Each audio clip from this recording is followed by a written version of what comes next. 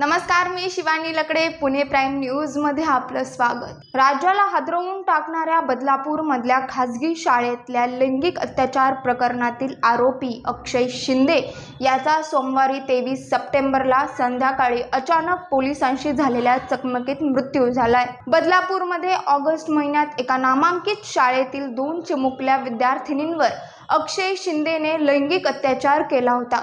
त्यानंतर ही घटना जेव्हा उघडकीस आली तेव्हा नागरिकांनी बदलापूर बंदची हाक दिली होती. तसंच 9 तास रेल रोकोही करण्यात आला होता. सोमवारी संध्याकाळी 6:15 वाजता अक्षय शिंदेचा तळोजा कारागृहातून ट्रान्झिट रिमांडच्या आधारे ताबा घेऊन पोलीस त्याला ठाण्याकडे आणत होते. अचानक त्याने वाहनात शेजारी बसलेल्या सहाय्यक पोलीस निरीक्षक निलेश मोरे यांचं रिव्हॉल्वर हिसकावून गोळीबार केला. यात मोरे हे गंभीर जखमी झाले. अक्षय शिंदे पळून जाण्याची भीती असल्याने CIUचे वरिष्ठ पोलीस निरीक्षक संजय शिंदे यांनी त्यांच्या रिव्हॉल्वरमधून अक्षय शिंदेच्या दिशेने 3 गोळ्या झाडल्या. त्यात तो गंभीर जखमी झाला.